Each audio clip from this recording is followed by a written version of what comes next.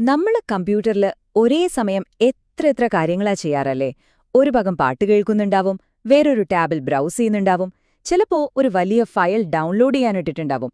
ഇതെല്ലാം കൂടി ഒരൊറ്റ കമ്പ്യൂട്ടർ ഒരു കുഴപ്പവുമില്ലാതെ എങ്ങനെയാ മാനേജ് ചെയ്യുന്നതെന്ന് എപ്പോഴെങ്കിലും ആലോചിച്ചിട്ടുണ്ടോ? ഒറ്റയടിക്ക് നോക്കുമ്പോ ഇതൊരു മാജിക് പോലെ തോന്നാം. പക്ഷേ ഇതിന് പിന്നില് ഭയങ്കര സ്മാർട്ടായൊരു സിസ്റ്റം വർക്ക് ചെയ്യുന്നുണ്ട്. അതെന്താണെന്ന് നമുക്ക് നോക്കാം. അപ്പോ ഇതാണ് നമ്മുടെ പ്രധാന ചോദ്യം.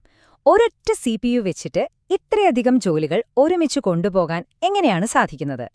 ഇതിന്റെ ഉത്തരം ഒളിഞ്ഞിരിക്കുന്നത് നമ്മുടെയെല്ലാം ഓപ്പറേറ്റിംഗ് സിസ്റ്റത്തിന്റെ ഉള്ളിലാണ്.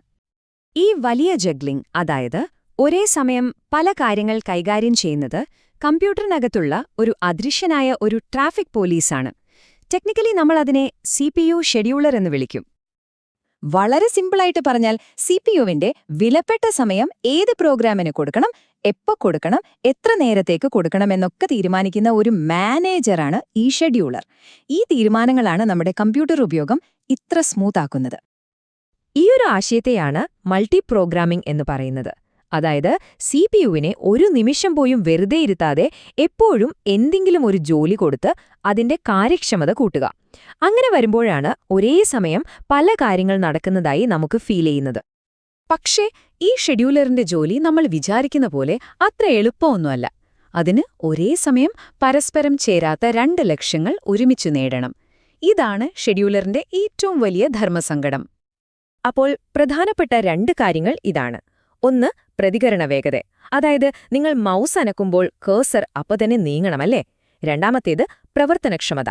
അതായത് ബാക്ക്ഗ്രൗണ്ടിൽ നടക്കുന്ന വലിയ ഡൗൺലോഡ് പോലുള്ള ജോലികൾ മുടങ്ങാതെ നടക്കുകയും വേണം. ഇതിൽ ഒന്നിൽ കൂടുതൽ ശ്രദ്ധ കൊടുത്താൽ മറ്റേതിന്റെ വേഗത കുറയാൻ നല്ല സാധ്യതയുണ്ട്. ഇതൊരു കായിക താരത്തെപ്പോലെയാണ്. ചെറിയ കാര്യങ്ങൾക്ക് പെട്ടെന്ന് പ്രതികരിക്കാൻ ഒരു സ്പ്രിന്ററെ പോലെ അതിവേഗം ഓടണം. അതേസമയം വലിയ ജോലികൾ തീർക്കാൻ ഒരു മാരത്തൺ ഓട്ടക്കാരനെ പോലെ ഒരുപാട് നേരം ഓടുകയും വേണം. ഇത് രണ്ടും കൂടി ഒരാൾക്ക് എങ്ങനെയാ ഒരേ സമയം ചെയ്യാൻ പറ്റുക? ഇതിനുള്ള പരിഹാരം ഷെഡ്യൂളർ കണ്ടെത്തുന്നത് വളരെ രസകരമായ ഒരു തിരിച്ചറിവിലാണ്. എല്ലാ ജോലികളും ഒരുപോലെയല്ല. ഓരോ ജോലിയുടെയും സ്വഭാവം മനസ്സിലാക്കി അതിനനുസരിച്ച് പെരുമാറുക. അതാണ് ഇവിടുത്തെ ബുദ്ധി. കമ്പ്യൂട്ടറിൽ പ്രധാനമായും രണ്ട് തരം ജോലികളാണുള്ളത്. ആദ്യത്തേത് ഇന്ററാക്റ്റീവ് ജോലികൾ. അതായത് നിങ്ങൾ ടൈപ്പ് ചെയ്യുമ്പോഴോ ക്ലിക്ക് ചെയ്യുമ്പോഴോ മാത്രം കുറച്ചുനേരം പ്രവർത്തിക്കും. എന്നിട്ട് നിങ്ങളുടെ അടുത്ത ഇൻപുട്ടിനായി കാത്തിരിക്കും. രണ്ടാമത്തേത് CPU ബൗണ്ട് ജോലികൾ. വീഡിയോ റെൻഡറിംഗ് പോലെ ഇവ CPUവിനെ തുടർച്ചയായി ഉപയോഗിച്ചുകൊണ്ടിരിക്കും. ഇവയുടെ ആവശ്യങ്ങൾ തമ്മിൽ വലിയ വ്യത്യാസമുണ്ട്. അപ്പോൾ ഈ വ്യത്യാസം മനസ്സിലാക്കിയിട്ട് ഷെഡ്യൂളർ ഒരു അഡാപ്റ്റീവ് സിസ്റ്റം ഉപയോഗിക്കും. ഇതിനെയാണ് നമ്മൾ മൾട്ടി ലെവൽ ഫീഡ്ബാക്ക് ക്യൂ എന്ന് പറയുന്നത്. പേരുകേട്ട് പേടിക്കേണ്ട, സംഭവം സിമ്പിളാണ്. പല തട്ടുകളായി മുൻഗണനകളുള്ള ഒരുപാട് ക്യൂകളുണ്ടെന്ന് സങ്കൽപ്പിക്കുക. ഒരു VIP ക്ലബിലെ പലതരം ലൈനുകൾ പോലെ. പുതിയതായി വരുന്ന ജോലികളെല്ലാം ഏറ്റവും ഉയർന്ന മുൻഗണനയുള്ള VIP ക്യൂവിൽ നിന്നാണ് തുടങ്ങുന്നത്. അപ്പോ ഈ ക്യൂകളിലൂടെ ജോലികൾ എങ്ങനെയാണ് മുകളിലേക്കും താഴേക്കും പോകുന്നത്? നമുക്ക് ഈ സിസ്റ്റത്തിന്റെ നിയമങ്ങളെ ഒരു കളിയായിട്ട് തന്നെ കാണാം. ഇവിടെ ഓരോ ടാസ്കിനും അതിന്റെ പെരുമാറ്റമനുസരിച്ച് മുൻഗണന കൂടുകയും കുറയുകയുമൊക്കെ ചെയ്യാം. ഈ കളിയുടെ ഏറ്റവും പ്രധാനപ്പെട്ട നിയമമാണ് ടൈം ക്വാണ്ടം. അതായത് ഓരോ ജോലിക്കും ഒരു ക്യൂവിൽ CPUവിനെ ഉപയോഗിക്കാൻ കിട്ടുന്ന ചെറിയൊരു ടൈം സ്ലോട്ട്. ഒരു ജോലി അതിന് കിട്ടിയ സമയം മുഴുവൻ ഉപയോഗിക്കുന്നുണ്ടോ അതോ അതിനെ മുന്നേ നിർത്തുന്നുണ്ടോ എന്നതിലാണ് എല്ലാ കാര്യവും ഇരിക്കുന്നത്. ശരി, അപ്പോ ഈ കളിയുടെ നിയമങ്ങൾ എന്തൊക്കെയാണെന്ന് നോക്കാം. ഒന്നാമത്തെ നിയമം, പുതിയതായി വരുന്ന ഏത് ജോലിക്കും ഏറ്റവും ഉയർന്ന മുൻഗണനയാണ്. അതിനെ ഏറ്റവും മുകളിലത്തെ ക്യൂവിൽ നിർത്തും. രണ്ടാമത്തെ നിയമം, ഒരു ജോലി അതിന് അനുവദിച്ച സമയം മുഴുവനും ഉപയോഗിക്കുകയാണെങ്കിൽ ഷെഡ്യൂളർ ചിന്തിക്കും, ഓക്കെ, ഇതൊരു വലിയ ജോലിയാണ്, പശ്ചാത്തലത്ത് നടന്നാൽ മതി. അതുകൊണ്ട് അതിനെ ഒരു പടി താഴെയുള്ള മുൻഗണന കുറഞ്ഞ ക്യൂവിലേക്ക് മാറ്റും. ഇനി മൂന്നാമത്തെ നിയമം, ഒരു ജോലി അതിന്റെ സമയം തീരുന്നതിനു മുമ്പേ CPUവിനെ ഫ്രീ ആക്കിയാൽ ഷെഡ്യൂളറിന് മനസ്സിലാകും ഇതൊരു ഇന്ററാക്റ്റീവ് ജോലിയാണ്, യൂസറിന് പെട്ടെന്ന് റെസ്പോൺസ് കൊടുക്കണം. അതുകൊണ്ട് അതിന് ഉയർന്ന മുൻഗണന കൊടുത്ത് മുകളിലത്തെ ക്യൂവിലേക്ക് തന്നെ മാറ്റുകയോ അവിടെ തന്നെ നിർത്തുകയോ ചെയ്യും. വിൻഡോസ് പോലുള്ള ഓപ്പറേറ്റിംഗ് സിസ്റ്റങ്ങൾ ഈ ബുദ്ധിപരമായ രീതിയാണ് ഉപയോഗിക്കുന്നത്. ഈ ലളിതമായ നിയമങ്ങളുടെ ഫലം ശരിക്കും ഗംഭീരമാണ്. ഈ സ്ലൈഡിൽ പറയുന്നതുപോലെ നിങ്ങൾക്ക് പെട്ടെന്ന് പ്രതികരണം വേണ്ട ജോലികൾക്ക് എപ്പോഴും മുൻഗണന കിട്ടുന്നു.